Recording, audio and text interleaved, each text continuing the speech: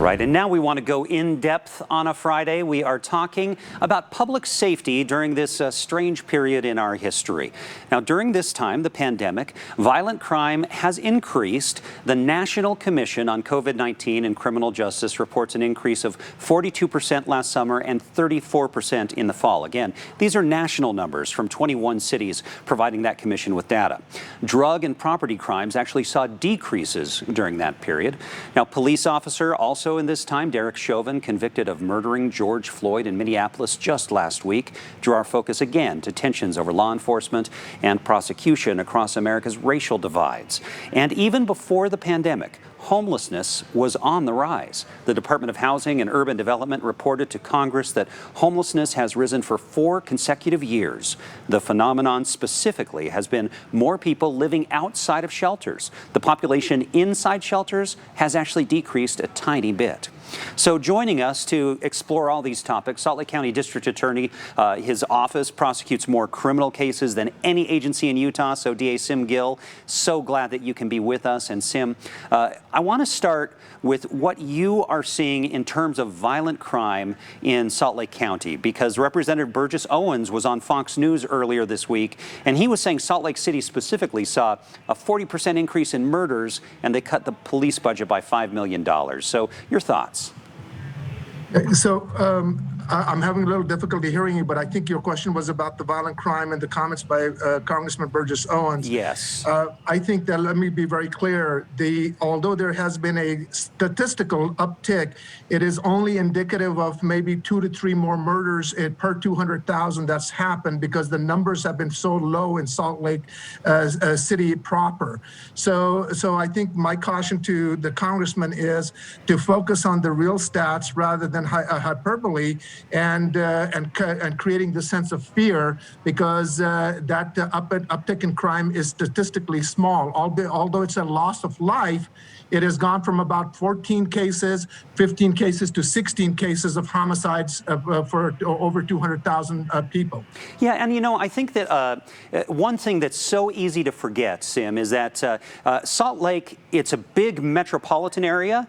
Salt Lake City itself is not a really big city. You mentioned 200,000 people. Other cities who are seeing these upticks, they get hundreds of murders a year. And Salt Lake City, like you said, fewer than 20. Right. That's absolutely correct.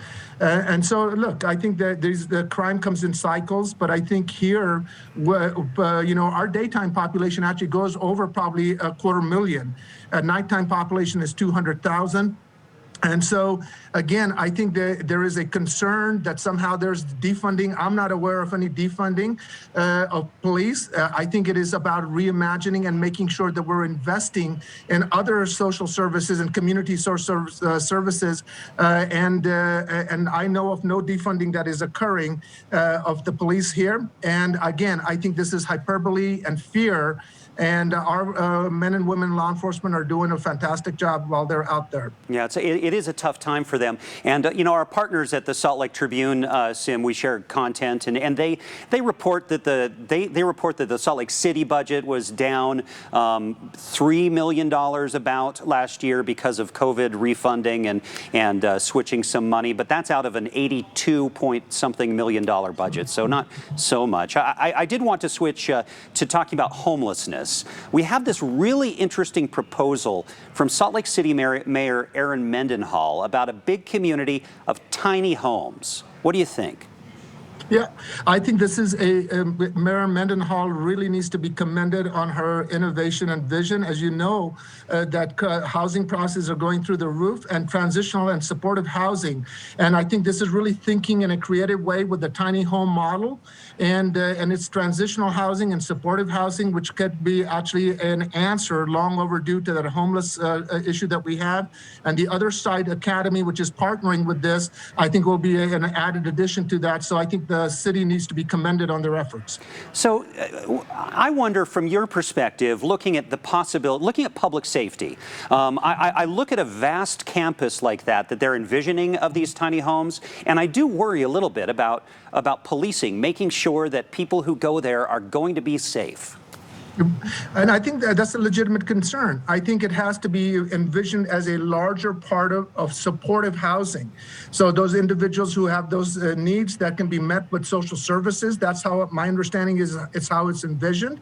And it is also a transition to people off the street into a safe, sheltered area, because you cannot assist somebody in their recovery and transition if they are feeling under attack and under attack by other criminal elements. So this is really for those individuals who can most benefit from it with that supportive aspect attached to it. So I don't think this is going to create the same kind of issues. And again, I think this is an idea worth examining and long overdue. And Sim, lastly, we're now a week and a half out from that Derek Chauvin conviction in Minneapolis. Your thoughts, having been able to digest what took place there? Well, first of all, I think it was a remarkable case. It was very compelling that was presented by the prosecution. It had citizen witnesses, it had video evidence, and something really unique and historic. The leadership of the law enforcement actually took the stand, and the erosion of that blue silence and blue wall was that they condemned it. They said it was unlawful. It was not what they stood for. And that was really critical, then supported by the forensic evidence. But the other thing to keep in mind, this is how high the bar has to be for that accountability. So there is still a lot of room for improvement, right outcome. But remember, justice is not would have been if we were never in this place. It is an accounting of guilt, and it's a long overdue step. And I think it resonated through the world, and it will have impact through our nation. Sim, it's always good to talk to you, and I do have to say thank you for powering through this modern-day experience of figuring out sound on a Zoom call. I appreciate you. You did it, so thank you. Okay, thank you. We'll talk to you soon.